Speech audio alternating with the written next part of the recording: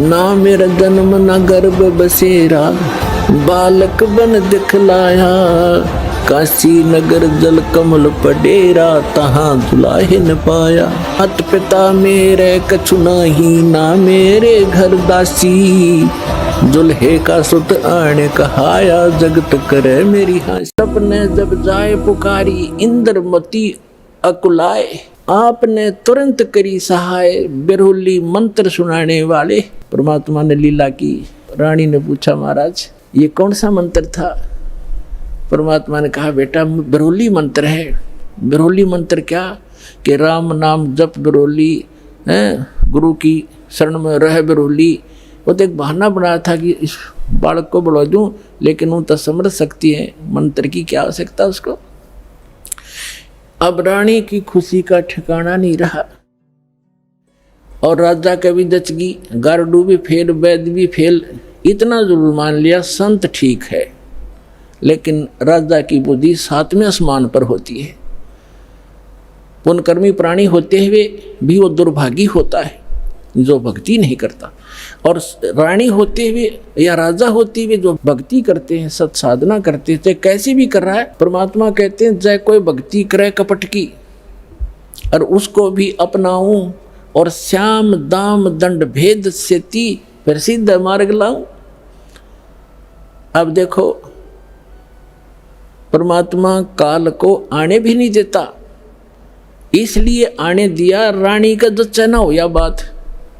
संत जो साची कह गया, परमात्मा समझ रहे थे कि या फिर छोड़ दे हो गुरु, दूसरा गुरु आते ही उसके भी चरण छुआ और उसकी भी आरती तारो। और पुण्यात्मा, गुरु को तजे भजे जो आना, अर्ता पशुआ को फोकट ज्ञाना। परम संत ने छोड़कर फिर वो नकलियां फिर भी आस्था जिसकी है, तो वो फोकट ज्ञान श्रद्धा नहीं बनी उसकी।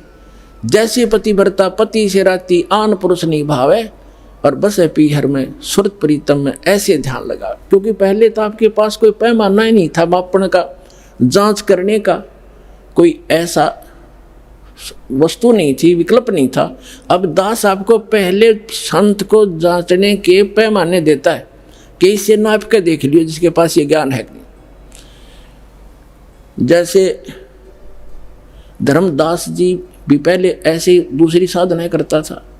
जब परमात्मा ने उसको सच्चा ज्ञान सुना, वो फिर भी बुद्धि भ्रष्ट हो गई थी बीच में, तो फिर परमात्मा मिले नहीं थे।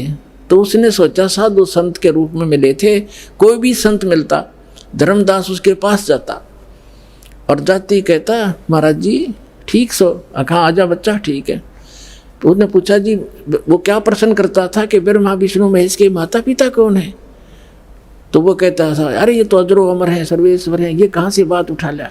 तो तभी उठकर चल पड़ता था कि ना, ये संत नहीं है। तो उसके पास एक पैमाना था उनको जांचने का। और जब उसने परमात्मा मिले दोबारा, फिर वो तो पूरा काम उनका होना ही था। तो पहले तो आपके पास कोई ऐसा था नहीं मेजरमेंट टेप जिससे आप उसको नाप सकते थे, तोल सकते थे, जांच सकते थे।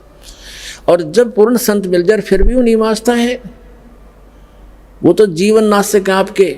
हाँ, उनको समझाने की चेष्टा करो, गुरुजी।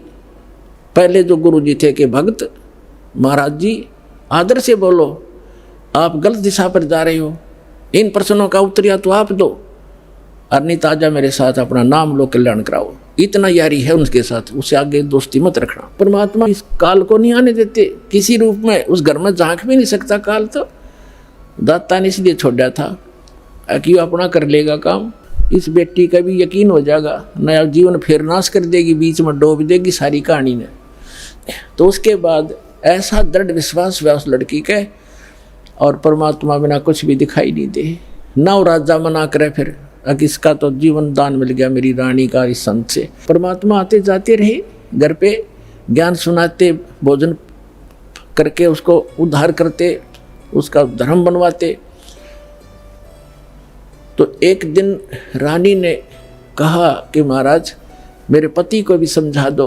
अच्छा बेटा, बुला ले उसको। राजा बुला लिया।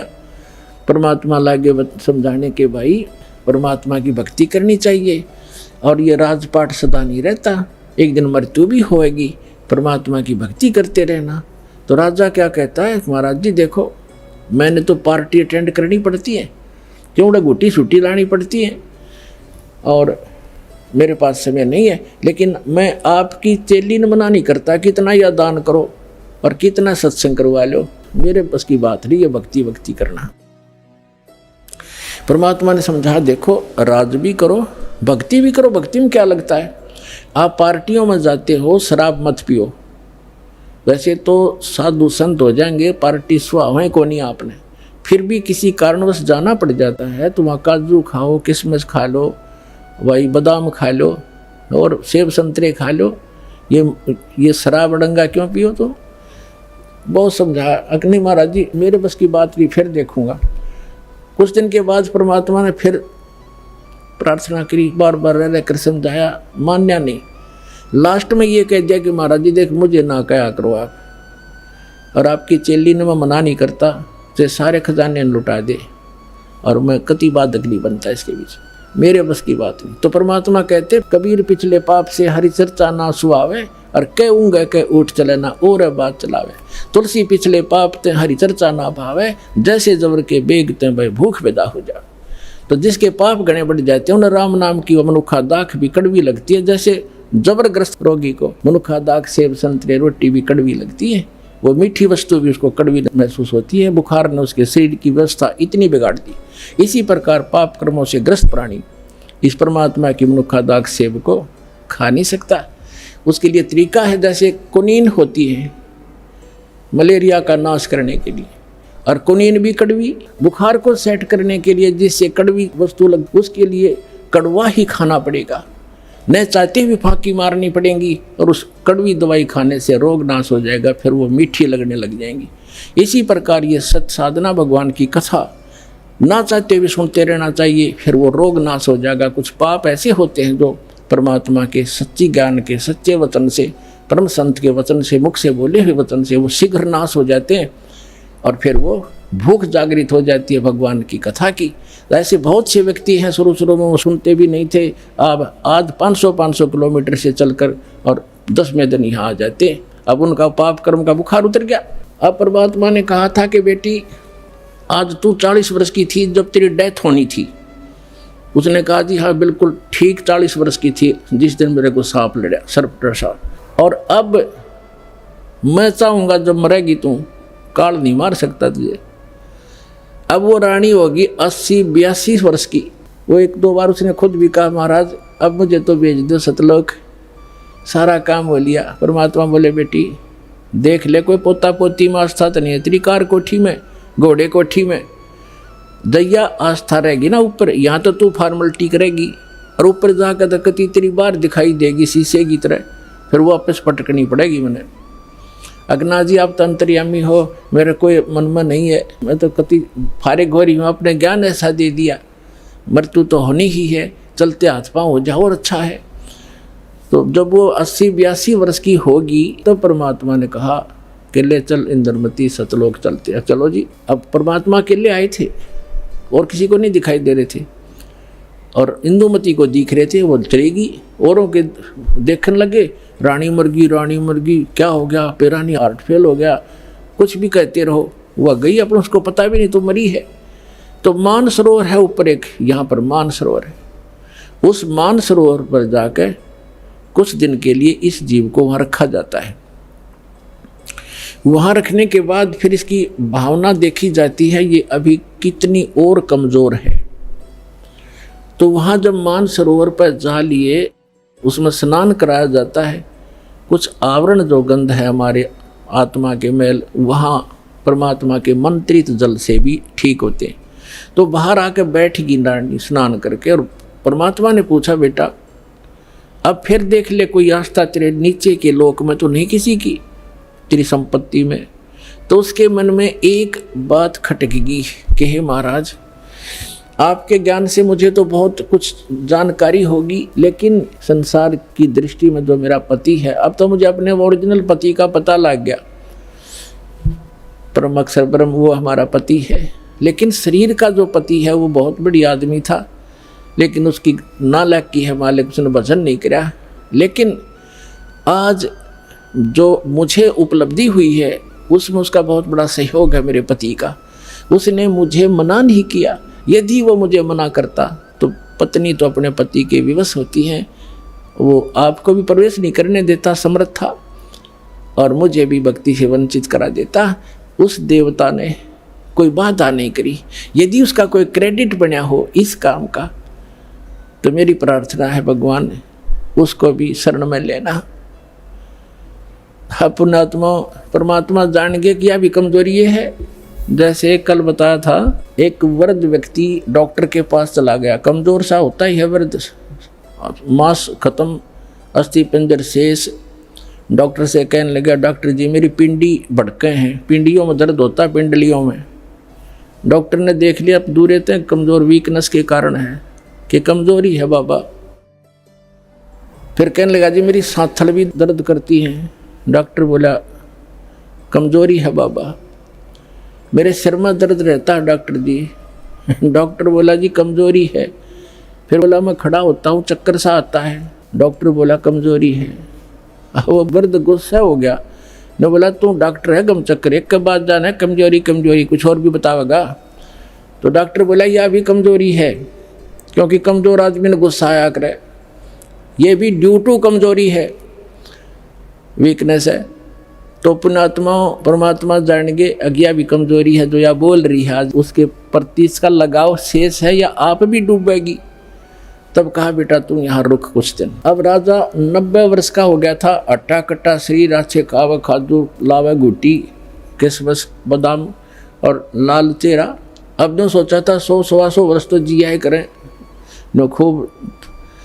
अब राजा आया, चौक में आया बाहर से घूम के, 90 वर्ष की उम्र होगी थी, और आते ही नीचे उतरा घोड़े से, नौकर आसपास खड़े, अंगरक्षक साथ थे, बाहर से आए थे, और पलंग तक भी नहीं पहुंचा, गद गिरा और टट्टी पेशाब निकल गई। यम के दूत खड़े दिखाई दे, जबान बंद होगी, उसका टाइम आ गया, सेकंड भी नहीं दे, एक सांस भी नहीं दे काल तो, और खींच खींच कर सांस लग गया, टट्टी पेशाब निकल गई, नू आँखें फट गई। वैद्य बुद्धों ने अपनी सारी जंतर मंतर कर लिए, सारी दवाई दे दी, फिर वो समझ गए कि अब इसका अंत समय है।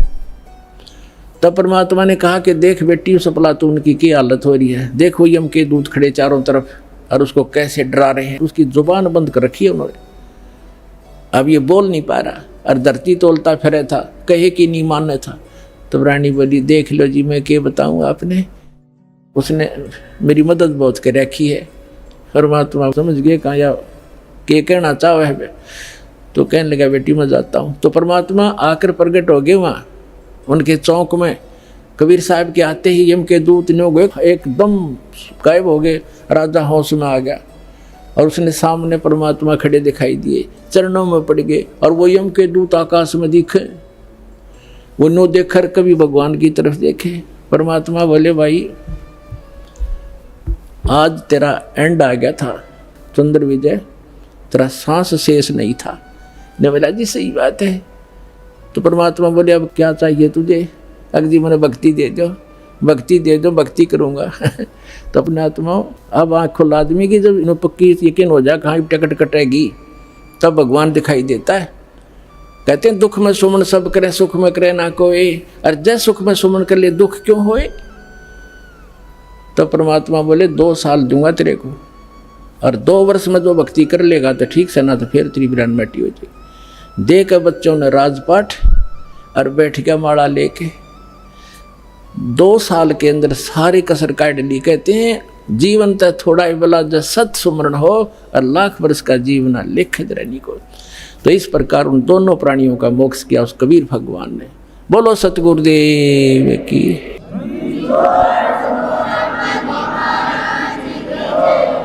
तो कबीर साहब कहते हैं भक्ति बीज होवे जो हंसा, और तारों तास के 71 वंशा। आपकी 101 पीढ़ी पार करेगा भगवान, ये सत्कर मान लियो, लगे रहना आखिरी सांस तक। बोलो सतगुरुदेव।